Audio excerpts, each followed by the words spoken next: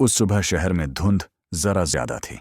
लोग जल्दी में थे, बसें भरी हुई थीं और सड़कों पर वही रोज की बेचैनी पसरी हुई थी। लेकिन उस भीड़ में एक आदमी था, करीब 45 साल का, सूट पहने, चेहरे पर थकान की लकीरें और हाथ में एक कॉफी का कप। पैदल चलते चलते अचानक उसने देखा कि उसकी कॉफी का कप गिरा नहीं, बल्कि जैसे उसके हाथ से खुद अलग होकर जमीन पर जा पड़ा। कप टूट गया, कॉफी फैल गई और वह आदमी वहीं रुक गया, जैसे किसी ने उसकी सांस छीन ली हो। लोग आगे बढ़ते गए। किसी ने नहीं देखा कि वह एक टूटी हुई कॉफी के सामने क्यों खड़ा है, पर वह आदमी जानता था उस कप में तो कुछ था ही नहीं। असल में टूटा कुछ और था, उसका भीतर, उसकी शांति, उसका ध्यान। वह क्षण उसके लिए किसी दुर्घटना से कम नहीं था। अचानक एक ख्याल उसके मन में उठा, अगर इतना सा कप गिरने से मैं हिल गया तो मेरी जिंदगी की बुनियाद आखिर कितनी कमजोर है। और यही सवाल, दोस्तों, यहीं से आज की कहानी शुरू होती है। नमस्कार दोस्तों, स्वागत है आपका किताब कथा में। आज हम बात करेंगे ऐसे भी कुछ ध्यान है चाय की, जिसे लिखा है लोत्सु ने। कहते हैं, ध्यान कोई साधना नहीं, बल्कि वही धागा है जो हमारी पूरी जिंदगी को चुपचाप थामे हुए है। लेकिन हम उसे छूते तक नहीं, जब तक भीतर कुछ टूट न जाए। उस टूटन में जो आदमी खड़ा था, वह कहीं न कहीं हम सभी हैं, क्योंकि हम सबके पास एक ऐसा ही कप होता है जो कभी काम, कभी रिश्ते, कभी उम्मीदें बनकर हमारे हाथ से गिरता है और हमें भीतर से सवालों की आग में झोंक देता है। उस आदमी की कहानी यहीं खत्म नहीं हुई। कप उठाने के लिए झुका तो उसे लगा जैसे उसकी सांसें पहली बार उसके भीतर जा रही हों। उसने एक अजीब सी राहत महसूस की, जैसे दुनिया कुछ पल के लिए धीमी हो गई हो। और उसी पल उसे समझ आया कि शायद जीवन की हर जल्दी, हर दौड़, हर लड़ाई दरअसल उसी ध्यान की कमी की वजह से है, जो हमें हमारे अपने भीतर से जोड़ता है। लेकिन क्या कोई अचानक यह जान सकता है कि ध्यान ही जीवन की कुंजी है? नहीं, यह कहानी धीरे धीरे खुलती है, जैसे धुंध के पीछे छिपा सूरज। वह आदमी सड़क के किनारे बैठ गया। उसने कॉफी की गंध महसूस की, आसमान में तैरती हल्की रोशनी देखी और पहली बार उसे एहसास हुआ कि वह कितने समय से खुद को महसूस करना भूल गया था। उसके भीतर सवाल उठने लगे, क्या मैं अपनी जिंदगी जी रहा हूं या बस निभा रहा हूं? क्या मैं अपने विचारों का मालिक हूं या उनके पीछे पीछे भागता हुआ एक थका हुआ यात्री? कई बार सच्चाई किसी बड़े हादसे की तरह नहीं आती, वह एक छोटे से गिरते कप में भी छिपी हो सकती है। और जब यह एहसास उभरता है कि हमारे भीतर की शांति खो चुकी है, तभी लाओ त्सू की इस किताब का पहला दरवाजा खुलता है। कहते हैं, हर इंसान के भीतर एक नदी बहती है, शांत, साफ और स्थिर। पर हम उस पर पत्थर फेंकते रहते हैं, चिंताओं के, डर के, इच्छाओं के, अपेक्षाओं के, और फिर शिकायत करते हैं कि पानी गंदा क्यों है। वह आदमी भी अपनी नदी को गंदा होते देखते रहा था, पर कभी वह किनारे बैठकर उसे देख न पाया। उसने कॉफी के टूटे कप को देखा और उसे लगा यह कप सिर्फ मिट्टी का नहीं था, यह उसकी समझ का था। इस टूटन में किसी ने उसे धीरे से कह दिया, रुक जाओ, खुद को देखो। उस दिन उसने काम पर जाने का फैसला ही नहीं किया। वह शहर के पार्क की तरफ चल पड़ा। रास्ता लंबा था, पर उसके भीतर कुछ चल रहा था, एक बेचैनी जिसे वह पहली बार पहचान पाया था। लोग कहेंगे कि वह भाग रहा था, पर असल में वह पहली बार किसी चीज से भाग नहीं रहा था, वह खुद की तरफ लौट रहा था। पार्क में एक बूढ़ा आदमी पेड़ के नीचे बैठा था। उसके हाथ में कोई नोटबुक थी और आंखें आसमान में थीं, जैसे वह दुनिया को किसी और ढंग से देख रहा हो। वह थका हुआ ऑफिस वाला आदमी उसकी तरफ खींचता चला गया। उसने बिना सोचे पूछ लिया, आप यहां रोज बैठते हैं? बूढ़े ने मुस्कुराकर कहा, नहीं, रोज तो दुनिया भागती है, मैं सिर्फ रुकता हूं। इस एक वाक्य ने उसे भीतर तक हिला दिया। रुकना? मगर वह कब रुका था आखिरी बार? बूढ़े आदमी ने उसकी ओर देखा और बोला, तुम्हारी सांसें भारी हैं, मन कहीं और भाग रहा है, तुम थके नहीं हो, तुम खोए हुए हो। ये शब्द उसकी नसों में उतर गए। वह बैठ गया, कुछ देर चुप रहा, फिर बोला, मुझे नहीं पता मैं क्या ढूंढ रहा हूं, लेकिन लगता है कुछ गायब है। बूढ़े ने धीरे से कहा, ध्यान। सब कुछ ध्यान है। जो खो गया है वह ध्यान ही था जो लौटेगा। वह भी ध्यान ही होगा। उस आदमी को लगा जैसे किसी ने उसके भीतर एक प्राचीन द्वार खोल दिया हो। उसे याद आया कि बचपन में वह कैसे घंटों आसमान को देख सकता था, पेड़ों की पत्तियों की आवाज सुन सकता था, बिना किसी जल्दी, बिना किसी डर के। फिर क्या हुआ? वह कहाँ खो गया? बूढ़े ने कहा, जब मन तुम्हें खींचे अपनी सांस को पकड़ लेना। ध्यान बाहर नहीं मिलता, यह लौटना है अपने अंदर। उसे महसूस हुआ कि उसका दिल हल्का हो रहा है, मगर साथ ही एक अजीब डर भी उठ रहा था। क्या अगर वह अपने भीतर लौटे तो उसे क्या मिलेगा? क्या सच में इतनी दौड़, इतनी चिंता, इतनी थकान सब उसकी ही रचना थी? धूप थोड़ी तेज हो गई थी। बूढ़ा उठकर चल दिया। जाने से पहले उसने कहा, जब तक तुम खुद को देख नहीं लेते, दुनिया को देखना बेकार है। वह आदमी वहीं बैठा रह गया, जड़, स्तब्ध। उसके भीतर जैसे दो आवाजें भिड़ रही थीं। एक कह रही थी, ये सब बेकार है, वापस काम पर जाओ। दूसरी, बहुत धीमी, बहुत कोमल, रुको, पहली बार तुम खुद को महसूस कर रहे हो। उसने आंखें बंद कर लीं, सांस अंदर, सांस बाहर, और अचानक उसे लगा जैसे उसके भीतर एक परत गिर गई हो, एक हल्की सी शांति, एक नर्म सी गर्माहट। लेकिन उसी क्षण एक पुरानी याद उसके मन में उभर आई, एक ऐसी याद जिसने उसकी जिंदगी की दिशा बदल दी थी और जिसे उसने वर्षों से छिपा कर रखा था। वह याद क्या थी? क्यों अचानक वापस आई?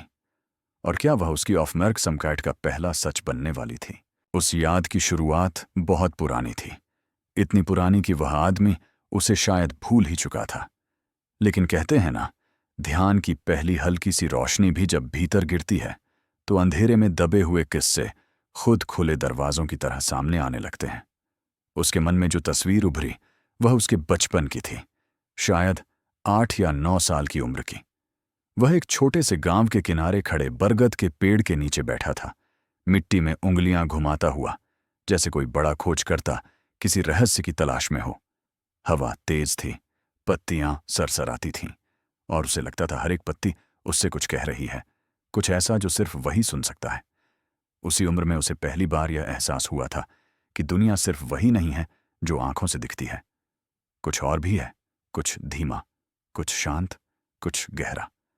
लेकिन फिर जीवन की भीड़ शुरू हो गई। स्कूल, कॉलेज, नौकरी, परिवार, लक्ष्य, और वह बरगद का पेड़, वह मिट्टी, वह शांति, सब धीरे धीरे धुंध में खो गए। आज पार्क में बैठकर जब उसने अपनी पहली गहरी सांस ली तो वही बरगद की हवा उसे फिर महसूस हुई, जैसे किसी ने सालों पुरानी धूल झाड़कर उसके भीतर एक भूली हुई डायरी खोल दी हो। वह कुछ देर उस याद में डूबा रहा। फिर अचानक उसके भीतर सवाल उठा, क्या यह वही ध्यान है? क्या ध्यान सिर्फ आंखें बंद करके बैठना नहीं, बल्कि अपने भीतर के पुराने, थमे हुए, सच्चे हिस्से की तरफ लौटना है? वह सोच रहा था कि आखिर वह हिस्सा गया कहां, उसने उसे कब छोड़ा। तभी उसे लगा जैसे कोई उसके पास आकर बैठा है। चौंक कर आंखें खोली तो सामने वही बूढ़ा आदमी था जो कुछ देर पहले जा चुका था। बूढ़ा हल्के से मुस्कुराया, जैसे जानता हो कि उसके भीतर क्या चल रहा है। यादें लौटने लगी हैं? बूढ़े ने पूछा। उसने हां में सिर हिलाया। अच्छा है, बूढ़ा बोला, ध्यान का पहला संकेत यही है, तुम अपने असली रूप को पहचानने लगते हो। जो बचपन में था वही असल तुम हो। वह आदमी थोड़ा हैरान हुआ। तो फिर बड़े होकर हम कौन बन जाते हैं? बूढ़ा कुछ पल चुप रहा, फिर बोला, परछाइयां। हम असली रूप खोकर परछाइयों को पकड़ने लगते हैं। नौकरी, पहचान, इच्छाएं, तनाव, सब परछाइयां हैं। सच तो बहुत छोटा सा है, तुम्हारी सांस जितना छोटा, तुम्हारी शांति जितना गहरा। यह सुनकर वह भीतर तक हिल गया। कितने सालों से वह परछाइयों के पीछे भाग रहा था, कभी काम, कभी सफलता, कभी कोई रिश्ता, और जब वह उन्हें पकड़ता तो वे हाथ में नहीं आती, हमेशा खालीपन रह जाता। बूढ़े ने पूछा, तुम्हें लगता है तुम्हारी जिंदगी सही दिशा में जा रही है? उसने उत्तर नहीं दिया, शायद वह दे ही नहीं सकता था। वह चुप रहा, लेकिन चुप्पी ही इस बार उत्तर बन गई। बूढ़े ने धीरे से कहा, ध्यान दिशा नहीं बताता, वह सिर्फ दिखाता है कि तुम कहाँ खड़े हो। और जो व्यक्ति अपनी जगह पहचान लेता है उसे रास्ता खुद मिल जाता है। उस आदमी ने गहरी सांस ली। सचमुच वह अपनी जगह नहीं पहचान रहा था, वह हर दिन 100 काम करता, लेकिन भीतर क्या चल रहा है यह देखने का समय उसके पास कभी नहीं था, या शायद हिम्मत नहीं थी। बूढ़ा उठकर जाने लगा। वह आदमी भी धीरे से खड़ा हुआ, लेकिन उसका मन अभी भी कहीं भीतर चल रहा था, जैसे कोई पुराना दरवाजा खुलकर उसे अपनी ओर बुला रहा हो। बूढ़े ने कहा, अब तुम शहर की ओर जाओ, अपने जीवन में वापस लौटो। लेकिन एक बात याद रखना, एक बार भीतर की खिड़की खुल जाए तो दुनिया तुम्हें पहले जैसी नहीं दिखेगी। तुम इसे रोक नहीं पाओगे। वह आदमी कुछ कह पाता, उससे पहले बूढ़ा भीड़ में गायब हो गया। वह कुछ देर उसी ओर देखता रहा। पता नहीं वह आदमी सच में कोई बूढ़ा था या उसके मन का ही कोई संदेश, लेकिन जो कहा गया था उसने उसकी दुनिया बदल दी थी। वह पार्क से बाहर निकला और शहर की सड़क पर आ गया। वहां वही भीड़ थी, वही हड़बड़ी, वही भागने की आवाजें, लेकिन आज उसे लग रहा था कि इस भीड़ में वह पहली बार सच में जाग रहा है, जैसे अब तक वह किसी धुंधली नींद में चल रहा था। उसने हवा में एक हल्की ठंडक महसूस की। सूरज बादलों के पीछे था, लेकिन उसकी रोशनी जमीन पर खेल रही थी। वह यह सब पहले भी देखता था, पर शायद महसूस कभी नहीं किया था। वह सड़क पर चलता गया और चलते चलते उसके मन में एक डर जागा। क्या अगर वह अपनी पुरानी जिंदगी में लौटा तो यह सब खो देगा? क्या उसकी व्यस्तता फिर उसकी शांति को निगल जाएगी? लेकिन फिर एक शांत विचार आया, अगर ध्यान सच है तो यह बाहर से नहीं टूटता, यह अंदर से उगता है। वह खुद से पूछने लगा, क्या मैं सच में बदलने के लिए तैयार हूं, या बस एक पल की शांति से धोखा खा रहा हूं?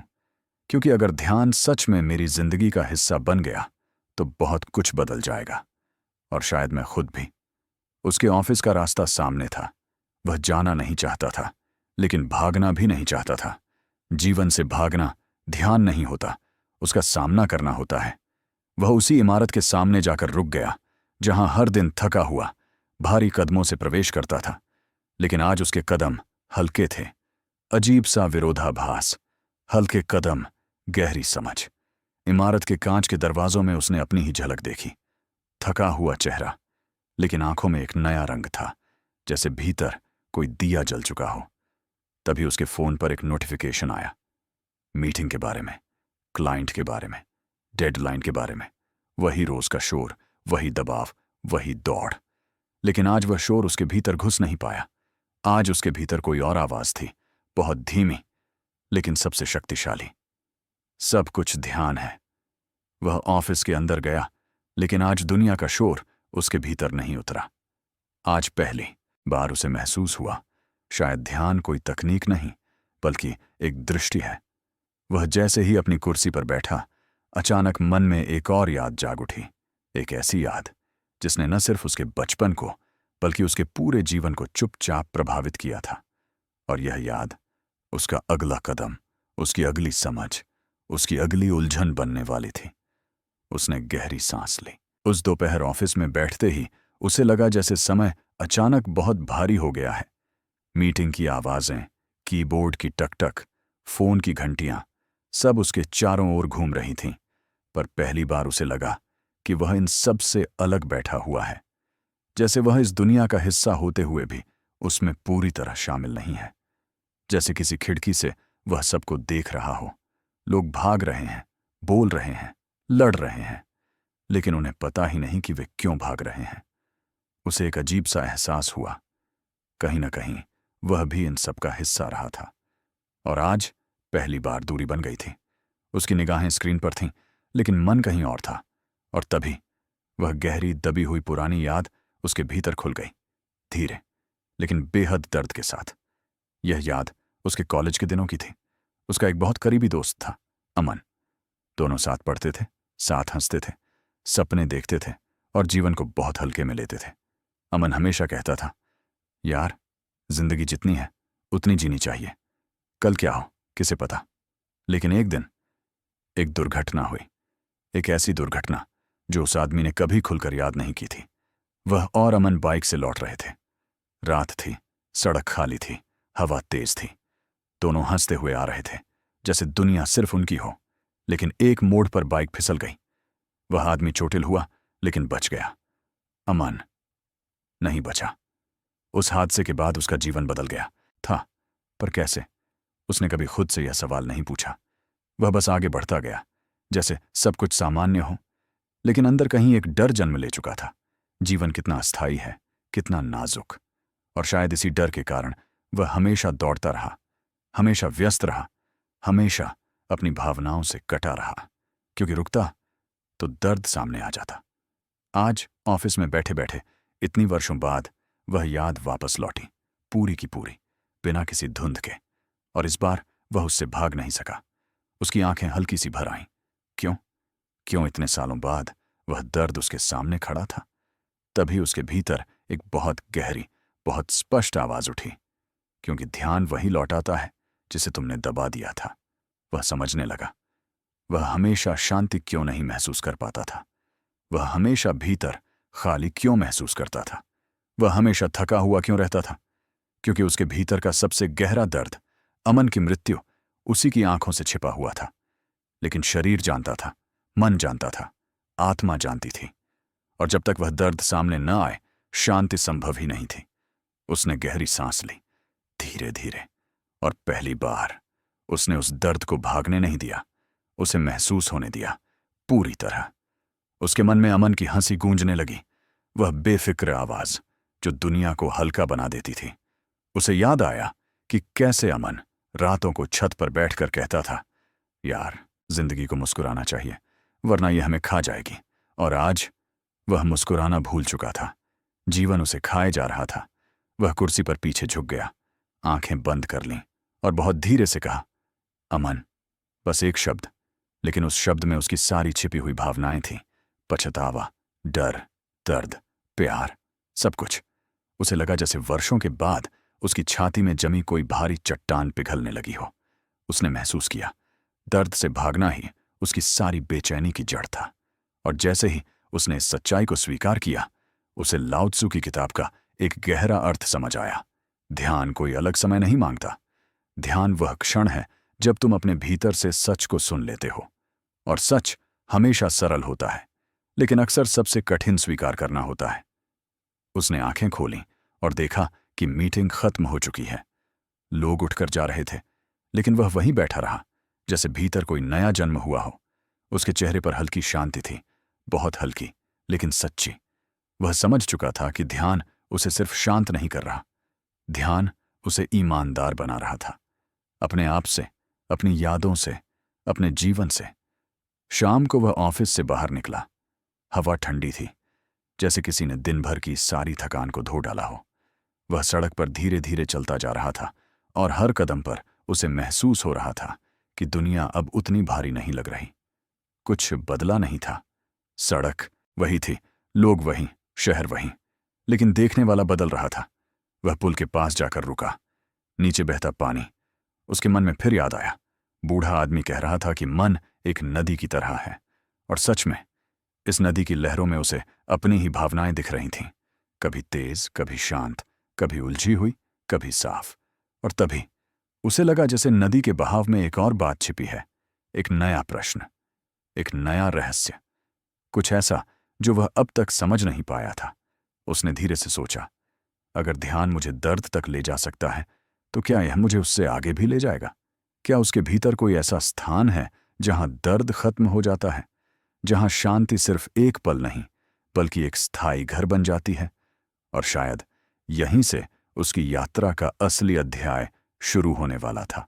उस रात वह अपने घर लौटा तो कमरा वहीं था, फर्नीचर वहीं, लेकिन एक बात बदल चुकी थी। अब वह उस कमरे में वही पुराना आदमी नहीं था। वह अपने ही जीवन में एक नए यात्री की तरह प्रवेश कर चुका था, और आगे क्या पता चलेगा उसे खुद भी नहीं मालूम था। पर कहीं न कहीं एक हल्की चमकती आशा थी कि यह यात्रा उसे ऐसे स्थान पर ले जाएगी जहां वह जीवन को एक नई आंख से देख सकेगा, और शायद पहली बार सच में जी सकेगा। उस रात वह देर तक जागता रहा। कमरे की खिड़की खुली थी और बाहर की हवा धीरे धीरे चल रही थी, एक ऐसी हवा जो उसके भीतर उठने वाले विचारों जैसी ही थी, शांत, लेकिन अपने भीतर अजीब सी स्पष्टता लिए हुए। वह बिस्तर पर लेटा था, लेकिन सो नहीं पा रहा था। उसे लग रहा था कि उसके भीतर कोई दरवाज़ा खुलने ही वाला है, एक ऐसा दरवाज़ा जिसे सालों से बंद रखा गया था, इतनी मजबूती से कि खुद उसे पता नहीं था कि वह अस्तित्व में भी है। और तभी, बिना किसी चेतावनी के, उसे एक और घटना याद आई। बहुत पुरानी नहीं, लेकिन बहुत गहरी। यह घटना उसके जीवन का ऐसा मोड़ थी जिसे वह हमेशा सामान्य मानकर आगे बढ़ गया था, मगर अब समझ आ रहा था कि वही घटना उसकी भीतर की टूटन की असली जड़ थी। यह बात कुछ साल पहले की थी। वह अपने परिवार से मिलने गया था। उन दिनों वह ऑफिस के तनाव में डूबा रहता था, समय कम होता था और परिवार से जुड़ने का समय तो लगभग न के बराबर ही था। उसकी माँ उसे बार बार देखती, जैसे पूछ रही हो, तू ठीक है ना? पर उसने मुस्कुराकर सब कुछ छुपा लिया था। उस रात डिनर के बाद माँ ने कहा, बेटा, कभी कभी ऐसा लगता है जैसे तू हमारे बीच होकर भी कहीं और है। ये वाक्य उसे उस समय समझ नहीं आया। उसे लगा कि यह सिर्फ माँ की चिंता है, लेकिन आज उसे एकदम साफ दिख रहा था कि माँ ने वही देखा था जिसे वह खुद नहीं देख पाया। वह शरीर से वहां था, पर मन कहीं और खोया हुआ, हमेशा कहीं और, हमेशा कुछ ढूंढता हुआ, कुछ ऐसा जो उसे कभी मिलता ही नहीं था। ध्यान, शांति, पूर्णता। शायद जीवन उसे लगातार इशारे देता आया था, पर वह उन्हें समझ नहीं पाता था। आज जब वह उस रात की बात सोच रहा था तो उसकी आंखें भर आईं। वह किसी से दूर नहीं जा रहा था, वह खुद से ही दूर होता जा रहा था। उसने खिड़की के पास जाकर आसमान की ओर देखा। हल्की चांदनी शहर की छतों पर फैल रही थी, साधारण पर बहुत सुंदर। उसे निश्चित नहीं था, पर उसे लगा मानो कोई कह रहा है, यहीं होना ध्यान है, यही पल जीवन है, बाकी सब सिर्फ भागना है। उसके मन में बूढ़े की आवाज गूंजी, जब मन तुम्हें खींचे, अपनी सांस को पकड़ लेना। ध्यान बाहर नहीं मिलता, यह लौटना है, अपने अंदर। वह बैठ गया, आंखें बंद की और सांस को महसूस करने लगा, जैसे कोई बहुत पुराना परिचित मित्र वापस आ गया हो। धीरे धीरे उसे लगा कि मन शांत नहीं हो रहा, बल्कि गहरा हो रहा है, सावधान, जागृत, जैसे वह किसी अनदेखी सीढ़ी पर कदम रख रहा हो। नीचे अनंत शून्यता, ऊपर अनंत प्रकाश। और ठीक उसी क्षण बहुत हल्की, बहुत कोमल समझ भीतर से उठी। जीवन की हर उलझन, हर दुख, हर बेचैनी, उसका कारण एक ही था। वह हमेशा बाहर कुछ खोजता रहा और जीवन हमेशा धीरे से कहता रहा, तुम जो ढूंढ रहे हो वह तुम ही हो। उसे लगा जैसे किसी ने उसके भीतर से भार उठा लिया हो, जैसे कोई अदृश्य गांठ खुल गई हो, धीरे धीरे, बिना आवाज के, पर पूरी तरह से।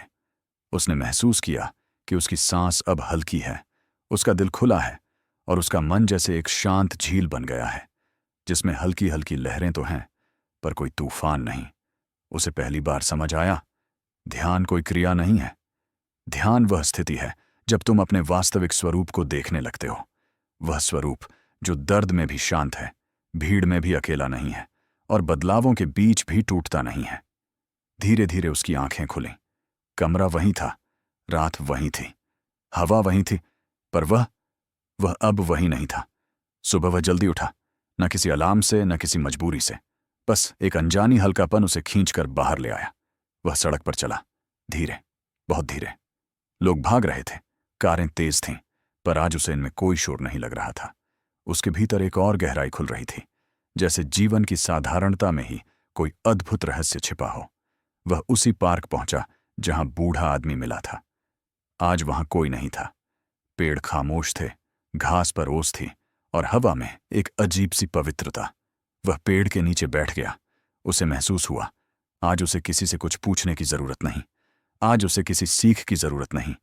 आज बस वह अपने साथ था।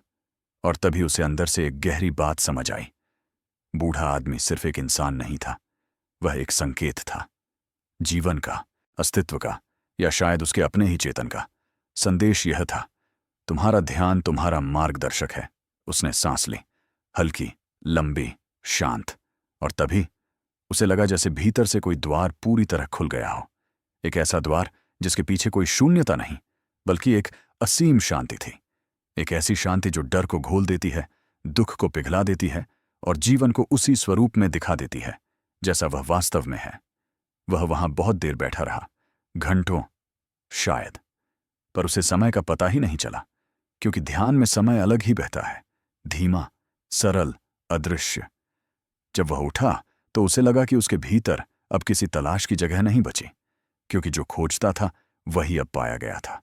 उसने धीरे से अपने भीतर कहा, मैं लौट आया हूं। कहीं दूर सूरज उग रहा था, उसकी रोशनी पेड़ों से छनकर उस पर गिर रही थी, और पहली बार उसे लगा कि वह वास्तव में जीवित है। अब उसकी यात्रा खत्म नहीं हुई थी, असली यात्रा तो अब शुरू हुई थी। एक ऐसी यात्रा जिसमें हर पल ध्यान है, हर सांस ध्यान है, हर अनुभव ध्यान है, क्योंकि अंत में लाओ त्सू ने जो कहा था वही सच निकला, सब कुछ ध्यान है। अगर आपको ये कहानी पसंद आई हो तो चैनल किताब कथा को जरूर सब्सक्राइब करें, ताकि अगली किताब की कहानी सबसे पहले आप तक पहुंचे।